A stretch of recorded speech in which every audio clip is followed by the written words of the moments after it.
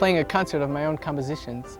So for about 3 days in a row, I practiced basically as many hours a day as possible. That was the first time I began to notice pains.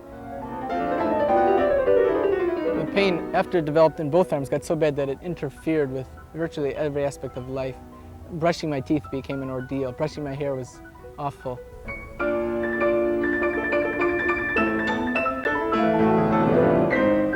It's very lucky that I did run into trouble and get pain, because if I had not got pain, I almost undoubtedly would not have been led to Mrs. Taubman.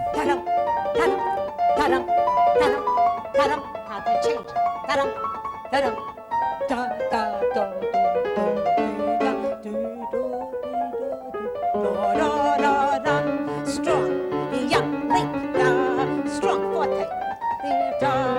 Young, young, bumba, that's young, bumba, young, wait. Now, there's a lack of awareness of discomfort. It is assumed that it has to be uncomfortable. And still today in the main conservatories, you hear students say, oh, I practice a lot today, my hands really ache, without realizing that pain is a sign that they're playing badly, that they're hurting themselves. This is what kept me teaching all these years, because as time went on, I saw more and more wonderful young prodigies being cut down much too early. Well, the first thing that went were the shoulders and the muscles in here. Until they went to the point where I had muscle spasms all across the shoulders and upper back and even my neck. And at some point, I started to hurt from the tip of my fifth finger in the right hand all the way up to my shoulder. You know, I had been for x-rays, and I had been to doctors who gave me Valium, and people who told me I had scoliosis, and this, that, and the other thing. Not only could I not play, I could lift nothing, not even a paperback book, nothing.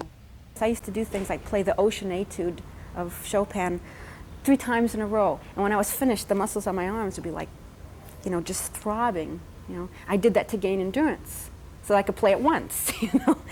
Part of the training of pianists, for example, is endurance. The word is repulsive, it's abhorrent.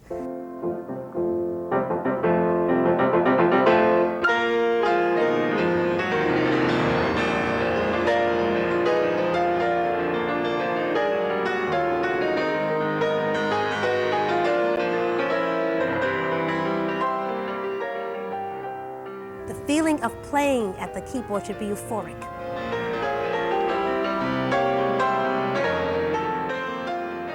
You should not be aware of your tools. How can you interpret if you're enduring something at the same time? Your playing can only be as beautiful as the tools allow them to be.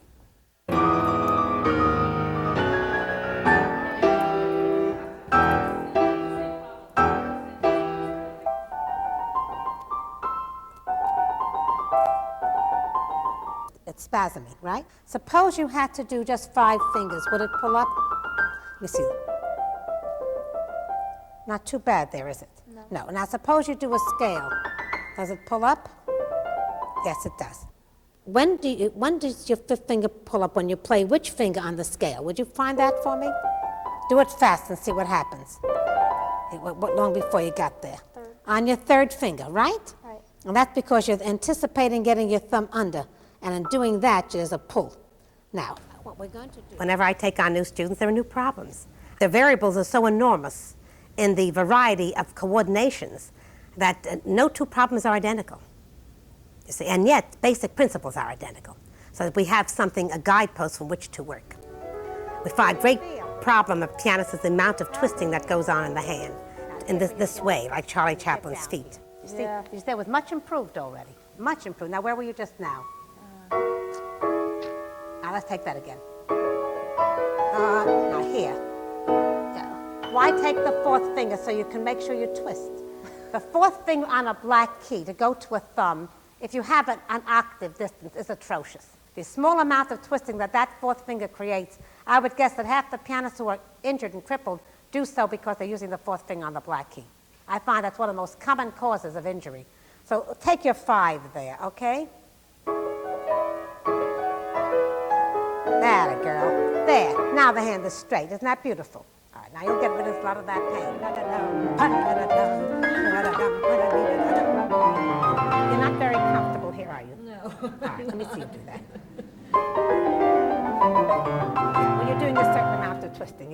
this? Yeah, well, I'm aware. Let me see you do that slowly. Yeah, now when you go here, it's when you get to this chord, your fifth finger has to be way inside. I want you to see what your hand looks like. Play the chord. This is correct. Doesn't have to be any further than that, but it can't be. The minute you're going to do this, that little bit makes it impossible to get to the next chord. Now play it. Now the next one. Now that's finished. Now you're going to start the next group. Okay. Now start again. Da-da-dum. Right. If you just there. Now you'll have da-da-dum-bum. In other words, this passage has to go faster and faster. It's supposed to be da-da-da-da-da-dum, right? Now the place to go faster is where you don't have to jump from the black key to the white key. Then you come here, da-da-dum. It becomes very easy. Come, get these two. Da-dum, and now, ya-da-dum-bum. There you see? When the hand is twisted to a side, you've already broken the hand off from the arm, and one of the most important elements of a fine technique is the fact that the finger, the hand, and the arm must work together as a unit. When you break it off sideways, you've destroyed that organization. You have the hand already working unilaterally, and the arm becomes tense and rigid behind it. How can a technique move with facility that way? Look at that. Look at that. You do this throughout the piece. Yes. Now, there's only one way that can be avoided, and that is to realize that you never change the shape, which means that if you're going to play your thumb here, then your fifth finger is here, and you're perfectly straight. My problem is Yes. my big... You feel that your fingers are too fat to go inside. Great, I'm very glad you gave me that problem. Now, what is so magical is that if you are trained with rotation and in and out movements, the black keys will disappear. It angles the finger in another way. Just follow me. Go this way and just go forward. Did it bother you now? It's down here. You still feel it? Now, let's keep doing it. Don't drop your wrist, honey. If you drop your wrist, it won't work. Move forward, move forward. Still going down? No, didn't go. Did it go down now? It's still there. You still feel it. All right, see, now let me show you. If you rotate, if you can do it at the same time and rotate forward, it'll turn your finger slightly. Yeah, but not this much. Let me see you do this. Go ahead. There. Didn't bother you, did it? No. Didn't feel it at all then. He made exactly the right movement.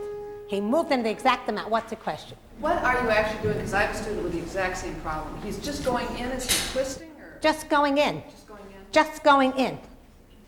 He didn't twist, he didn't do anything, he just moved in now the exact right spot. You find the right spot, you're not going to feel the keys. Now, but you see how much easier Although that whole- all of this- a lot of the ideas involved in what she teaches are simple and easy to comprehend, doing them correctly is a very subtle process.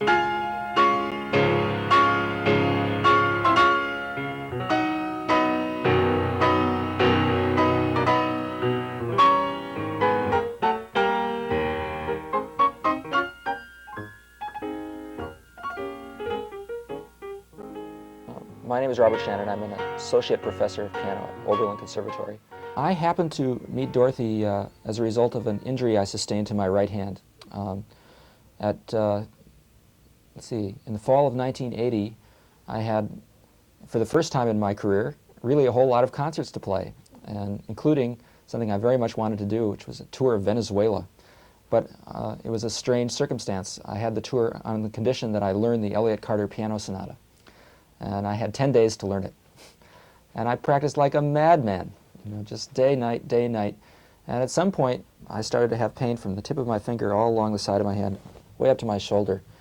And like a true idiot, I said to myself, oh boy, I'm getting somewhere.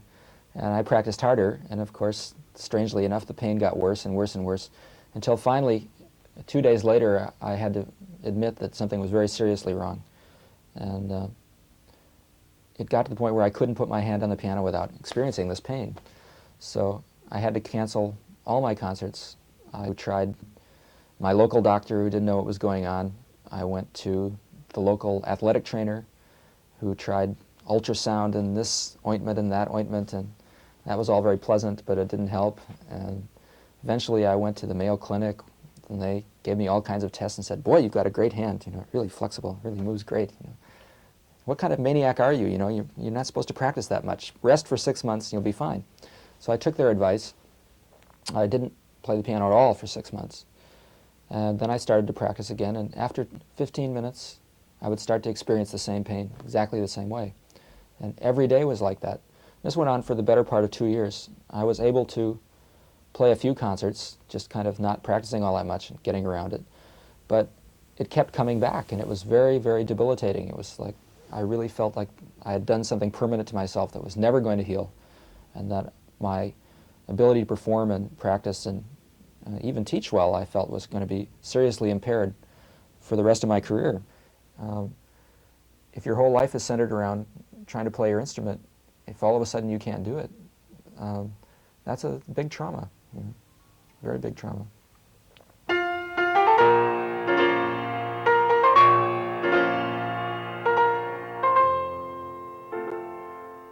I heard about Dorothy through a friend of mine and went down to Brooklyn. And I guess when you talk to people who've worked with her, you get all these wonderful first encounter stories, and mine was certainly something like that. I went in there not expecting too much, and she sat me down at the piano and said, "Well, what's wrong with you?" And so I told her, and she said, "Well, play something for me." So I sat down and I played 2 chords.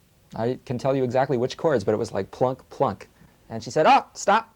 Don't touch the piano anymore. It's all wrong. But thank God it's trivial. I'll cure you in 10 minutes." And I said to myself, well, sure, she's going to cure me in 10 minutes. And 9 minutes later, I was dropping from about this high on my 5th finger, making a huge sound with no pain at all.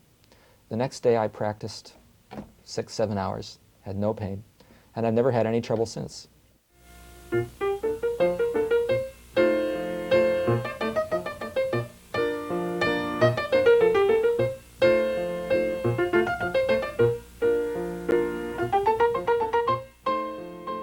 Tell me about your fingers. What did you see? They started curling. The one finger was curling. It was the Yes. What we'll do today is work on the scale. She's so and see if we can get that conscious of what every person needs, How you doing? and very reluctant to confuse them with too much information. If there's anything that's working naturally, she's not going to mess with it. And I think it's Dorothy's particular genius that she's able to deal with every person that comes into her studio in a different way and say, look, there are, you know, God knows how many elements that go into playing in a coordinated fashion, and you have 15 and a half of them, and I'm going to give you number 17, 18, and 19. And if you don't understand the first way I tell you to do it, I'll tell you another way, and you'll get it. Hold your hand like this for me, okay? Like this. Now, put it in front of you. Like this. I want you to give me this movement. That's what's missing in your technique. No, you're wobbling. In one piece, like a tennis racket. That's right, just turn it. That's the movement. Feel it in here. Okay? Now, what I'm going to ask you to do is this. All right, now, at this point, play the thumb from the arm. Now, I want you to rotate in this way up. Now, when you come down, don't pull up your fingers at all. Your arm lifts your fingers. No, you're lifting your fingers from your fingers. I want you to do it this way. The arm is going to lift your fingers. I don't want you to feel a pull in the fingers. No, not this way, sideways. Let's do it again. For really a unified motion to take place, the fingers and the arm move at the same speed and in the same direction together. Motion is made in a direction, and that's really the whole story of technique. That when we move up and to the left, everything moves together. You see, all the fingers are lifted together. When we swing back, everything goes down together. Nothing stays up. If you go down and other fingers are pulling up like that, that's not going to work. And people do that. People who were trained with isolating the fingers, sometimes they go down and other fingers are pulling up. And you have While to I was train getting my them master's, I that heard when you go about down, there's Dorothy only one Taubman. sensation that I heard about the scientific approach, which instantly turned me off. And I was not interested at all. My roommate went to observe a lesson. Mrs. Taubman had invited her. And she always admired the fact that I could play so well, and she did not play. She was limited. Today I know that her hands were better than mine because she had very solid hand. It was just a small hand, and it was limited. I really had problems. I didn't realize at the time. And she was developing beautiful